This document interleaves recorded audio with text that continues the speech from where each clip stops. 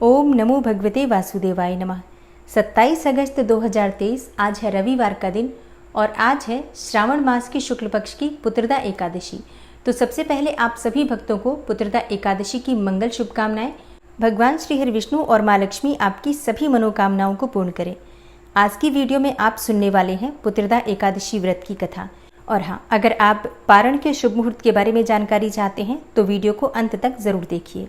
तो सबसे पहले भगवान श्री विष्णु का अपने मन में ध्यान करके और ओम नमो भगवते वासुदेवाय नमः इस मंत्र का उच्चारण कीजिए। फिर पूरे भक्तिभाव से आज की इस पावन कथा का श्रवण करते हैं।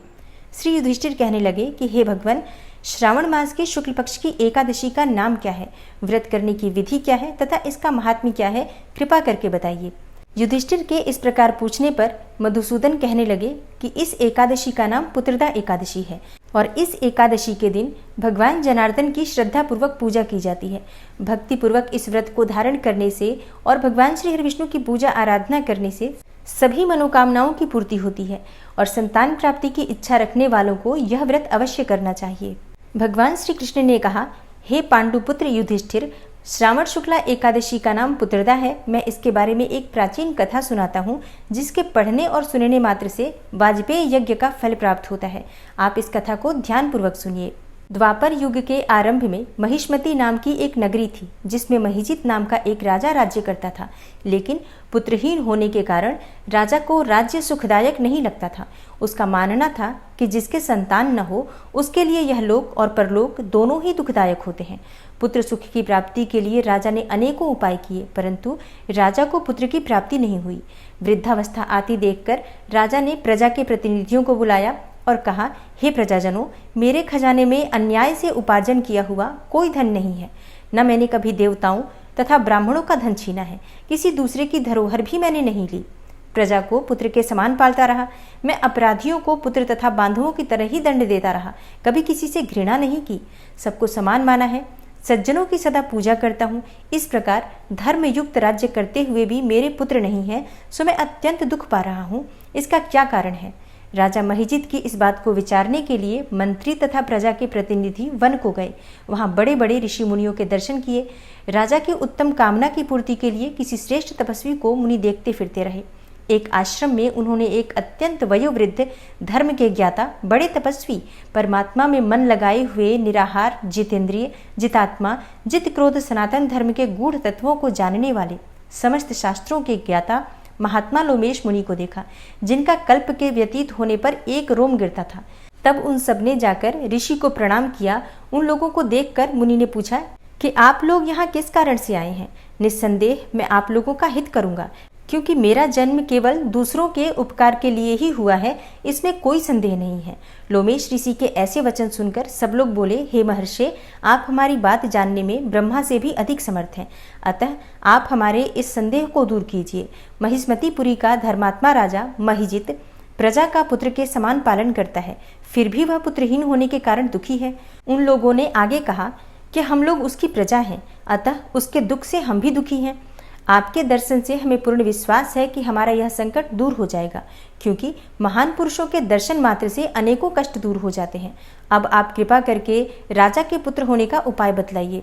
यह वार्ता सुनकर ऋषि ने थोड़ी देर के लिए अपने दोनों नेत्र बंद किए और राजा के पूर्व जन्म का वृतांत जानकर कहने लगे कि यह राजा पूर्व जन्म में एक निर्धन वैश्य था।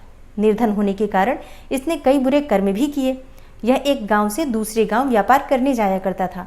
एक समय ज्येष्ठ मास के शुक्ल पक्ष की द्वादशी तिथि के दिन मध्याह्न के समय, जब वह 2 दिनों से भूखा प्यासा था, एक जलाशय पर जल पीने गया। उसी स्थान पर एक तत्काल की ब्याई हुई प्यासी गौ जल पी रही थी। राजा ने उस प्यासी गाय को जल पीने से हटा दिया और स्वयं जल पीने लगा। यह बात धर्म के सर्वथा विरुद्ध है, इसलिए राजा को यह दुख सहना पड़ा। एकादशी के दिन भूखा रहने से वह राजा हुआ और प्यासी गौ को जल पीते हुए हटाने के कारण पुत्र वियोग का दुख सहना पड़ रहा है। ऐसा सुनकर सब लोग कहने लगे कि हे ऋषि, शास्त्रों में पापों का प्रायश्चित भी लिखा है, अतः जिस प्रकार से राजा का यह पाप नष्ट हो जाए, आप ऐसा कोई उपाय बताइए। लोमेश मुनि कहने लगे कि श्रावण मास की शुक्ल पक्ष की एकादशी को, जिसे पुत्रदा एकादशी भी कहा जाता है, तुम सब लोग व्रत करो और रात्रि को जागरण करो, तो इससे राजा का यह पूर्व जन्म का पाप अवश्य ही नष्ट हो जाएगा, साथ ही राजा को पुत्र की भी प्राप्ति अवश्य होगी। लोमेश ऋषि के ऐसे वचन सुनकर मंत्रियों सहित सारी प्रजा नगर को वापस लौट आई और जब श्रावण शुक्ल एकादशी आई तो ऋषि के कहे अनुसार सबने पुत्रदा एकादशी का व्रत किया और रात्रि में जागरण किया। इसके पश्चात द्वादशी तिथि के दिन इसके पुण्य का फल राजा को दिया गया। उस पुण्य के प्रभाव से रानी ने गर्भ धारण किया और प्रसव काल समाप्त होने पर उसके एक बड़ा तेजस्वी पुत्र उत्पन्न हुआ। तब भगवान श्री कृष्ण ने कहा, इसलिए हे राजन, इस श्रावण शुक्ला एकादशी का नाम पुत्रदा एकादशी पड़ा। अतः संतान सुख की इच्छा रखने वाले प्रत्येक दंपति को यह व्रत अवश्य करना चाहिए। इसके महात्म्य को सुनने मात्र से ही मनुष्य सब पापों से मुक्त हो जाता है और इस लोक में धन संतान आदि का सुख भोग कर परलोक में स्वर्ग को प्राप्त करता है। प्रेम से बोलिए लक्ष्मी नारायण भगवान की जय, एकादशी माता की जय। जय जय श्री कृष्णा, जय श्री राधे। और अब जानते हैं पुत्रदा एकादशी के शुभ मुहूर्त के बारे में। देखिए, एकादशी की तिथि प्रारंभ हो गई है 27 अगस्त को रात्रि में 12:08 पर ही और समाप्त होगी 27 अगस्त को ही रात्रि में 9:32 पर। तो 27 अगस्त को यानी कि रविवार के दिन एकादशी का व्रत हमने रखा है और पारण हमेशा द्वादशी तिथि में किया जाता है। तो द्वादशी तिथि प्रारंभ हो जाएगी 27 अगस्त की रात्रि में 9:32 पर और द्वादशी तिथि समाप्त हो रही है 28 अगस्त को शाम 6:22 पर। हरिवासर की समाप्ति के बाद ही व्रत खोला जाता है। तो हरिवासर समाप्त हो रहा है 28 अगस्त को रात्रि 2:28 पर और 28 अगस्त को सूर्योदय काल का समय रहेगा सुबह 5:57 पर और पारण का यानी कि व्रत खोलने का जो शुभ मुहूर्त आपको प्राप्त होगा 28 अगस्त को सुबह 5:57 से सुबह 8:31 तक। इसी शुभ मुहूर्त में आपको अपना व्रत खोल लेना है, व्रत का पारण करना है, क्योंकि अगर आप शुभ मुहूर्त में अपना व्रत नहीं खोलेंगे तो आपको आपके किए गए व्रत का संपूर्ण फल नहीं मिलता। तो द्वादशी तिथि के दिन प्रातःकाल जल्दी उठकर और स्नान इत्यादि करने के बाद भगवान सूर्यदेव को जल अर्पित कीजिए। भगवान श्री विष्णु की विधि विधान से पूजा कर लीजिए। मतलब जिस प्रकार से एकादशी के दिन हम पूजा करते हैं भगवान श्री विष्णु की, उसी प्रकार से द्वादशी के दिन भी सुबह उठकर भगवान श्री विष्णु की पूजा आराधना करके और उसके बाद शुभ मुहूर्त में आपको अपना व्रत खोलना चाहिए। और पुत्रदा एकादशी का व्रत इस बार रविवार को है, जिसकी वजह से व्रत का पारण सोमवार के दिन किया जाएगा। तो बहुत से भक्तों के प्रश्न आए हैं कि हम सोमवार का व्रत धारण करते हैं या 16 सोमवार का व्रत करते हैं, तो किस प्रकार से एकादशी व्रत का पारण करें।